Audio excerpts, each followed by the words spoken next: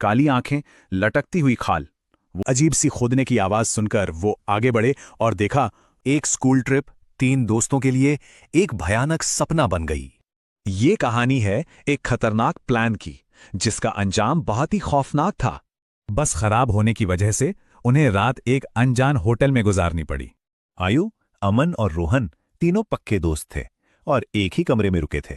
और तभी कमरे की खिड़की से उन्हें जंगल के बीचों बीच एक झील दिखाई दी। बस स्कूल के हीरो बनने के लिए उन्होंने एक प्लान बनाया, रात में उस झील पर जाने का। वो निकल तो पड़े, पर 1 घंटा बीत गया, झील का कोई नामो निशान नहीं था।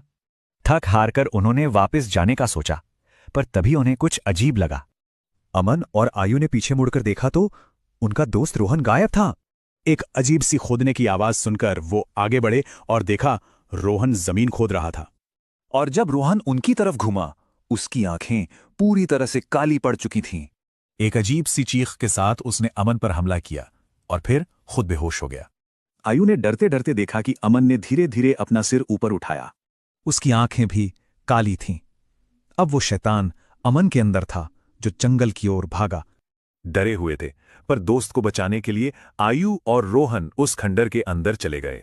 अंदर अमन हवा में तैर रहा था, बेहोश, और वो अकेला नहीं था। वहां एक भयानक बूढ़ी औरत थी, काली आंखें, लटकती हुई खाल। वो उसे देखकर भागे।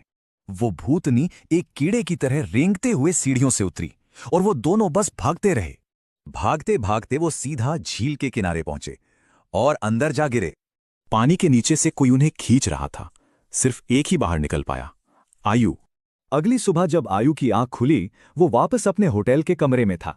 बाहर जमीन पर रोहन और अमन की लाशें पड़ी थीं। पुलिस के लिए ये एक मर्डर था, पर वहां के लोग जानते थे कि ये झील शापित है, एक बूढ़ी औरत की आत्मा से। काश उन तीनों दोस्तों को झील के इस खौफनाक राज के बारे में पता होता। कहते हैं वो राज आज भी वही हैं।